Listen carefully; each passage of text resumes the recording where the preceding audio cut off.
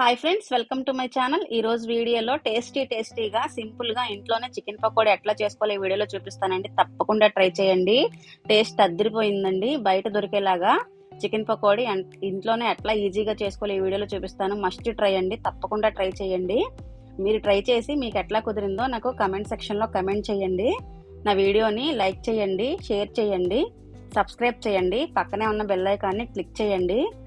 Taste చాలా అంటే చాలా బాగుందండి. తప్పకుండా ట్రై చేయండి. ఇంకా లేట్ చేయకుండా వీడియోలోకి వెళ్ళిపోదాం.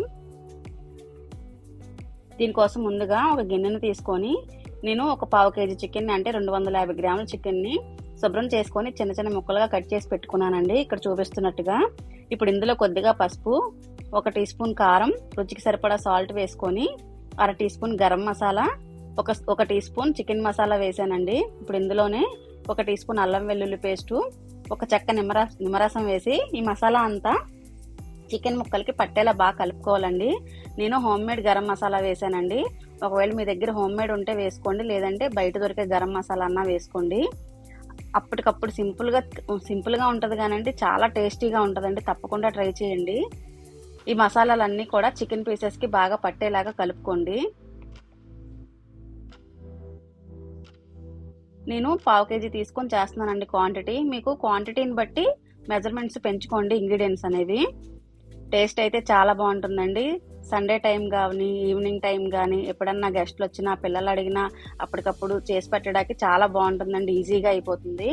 ఇప్పుడు ఇందులో 2 టేబుల్ స్పూన్ల బియ్యం పిండిని, 1 టేబుల్ స్పూన్ శనగపిండిని వేసుకున్నానండి. వీటిని కూడా ఒకసారి ఈ చికెన్ ముక్కలకు పట్టేలా కలుపుకోండి. మీరు గుర్తుపెట్టుకోవాల్సిన విషయం, ఇందులో వాటర్ యాడ్ చేయక్కర్లేదండి.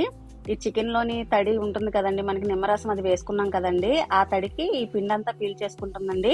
ఒకవేళ మీకు పిండి కొంచెం అంటుకున్నట్టు అనిపిస్తే 1 టీ స్పూన్ వాటర్ ని అలా చిలకరించి కలుపుకోండి. నాకైతే వాటర్ అవసరం లేదండి, సరిపోయింది. ఇప్పుడు చికెన్ ముక్కలను బాగా కలుపుకున్నాం కదండి, అవి పక్కన పెట్టుకోవాలి. నేను అది కలిపే లోపు ఆయిల్ కాగుతుందని ముందుగానే వేడి చేసుకున్నానండి. స్టవ్ వెలిగించి కడాయి పెట్టుకొని డీప్ ఫ్రైకి సరిపడా ఆయిల్ వేసి హీట్ ఎక్కిన తర్వాత స్టవ్ ని హై ఫ్లేమ్ లోనే ఉంచుకొని మనం కలుపుకున్న చికెన్ ముక్కల్ని ఒక్కొక్క ముక్క కింద వేసుకోవాలండి ఆయిల్లో. మనం వేసుకున్న తర్వాత స్టవ్ ని మీడియం ఫ్లేమ్ లో పెట్టుకోవాలండి. అప్పుడు చికెన్ లోపల కూడా బాగా సాఫ్ట్ గా కుక్ అవుతుందండి. లేదంటే పైన క్రంచీగా అయిపోయి లోపల చికెన్ ఉడకదు. కాబట్టి స్టవ్ ని మీడియం ఫ్లేమ్ లో పెట్టుకొని ఎర్రగా ఏగేంత వరకు వేయించుకోవాలండి. ఆయిల్ కి సరిపడా పీసెస్ వేసుకోవాలండి. ఇప్పుడు వీటిని గరిటతో కలుపుకుంటూ ఇక్కడ నేను చూపిస్తున్నట్టుగా కలుపుకుంటూ వేయించుకోవాలండి. త్వరగా వేగాలని చెప్పి స్టవ్ ని హై ఫ్లేమ్ లో ఉంచి వేయించి తీసేయకండి. ఎందుకని అంటే మనం మీడియం ఫ్లేమ్ లో పెట్టి వేయించుకుంటేనే లోపల చికెన్ బాగా కుక్ అవుతుంది. పైన క్రంచీగా, లోపల జ్యూసీగా చికెన్ పకోడీ చాలా బాగా కుదిరిందండి. తప్పకుండా ట్రై చేయండి. టేస్ట్ అదిరిపోయిందండి. ఇలా గోల్డెన్ బ్రౌన్ కలర్ వచ్చేంత వరకు మనకు తెలిసిపోతుందండి. ఫ్రై అయ్యేటప్పుడు స్మెల్ కూడా తెలుస్తుందండి చికెన్ బాయిల్ అయినట్టు. అలా వచ్చేంత వరకు వేయించుకొని ఇప్పుడు ఈ పీసెస్ ని తీసేసి మిగతా వాటిని కూడా వేసి వేయించుకోవాలండి, సేమ్ ఇలాగే.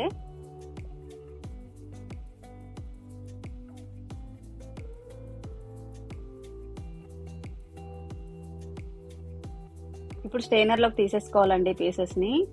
ఇప్పుడు రెండో వాయి కూడా వేసి వేయించుకున్న తర్వాత నేను చివరిగా ఇలాగ స్టెయినర్ పెట్టుకొని ఒక 2 పచ్చిమిరపకాయలని చీలికలుగా కట్ చేసి వేసుకున్నానండి. ఒక రెమ్మ కరివేపాకు కూడా వేసుకొని వేయించుకోవాలి. ఇవి పైన గార్నిష్ కి. అంతేకాకుండా వీటితో తింటే చికెన్ పకోడీ చాలా బాగుంటుందండి. ట్రై చేయండి తప్పకుండా. ఇప్పుడు మనం చికెన్ పకోడీ మీద ఈ వేయించుకున్న కరివేపాకుని, పచ్చిమిరపకాయ ముక్కల్ని, ఉల్లిపాయ ముక్కల్ని వేసి నిమ్మరసం పిండుకొని చికెన్ ముక్కతో ఒక పచ్చిమిరపకాయ ముక్క, ఉల్లిపాయ ముక్క పెట్టుకుని తింటే నిజంగా అండి టేస్ట్ వేరే లెవెల్లో ఉంటుందండి. తప్పకుండా ట్రై చేయండి, మస్ట్ ట్రై అండి. Thanks for watching.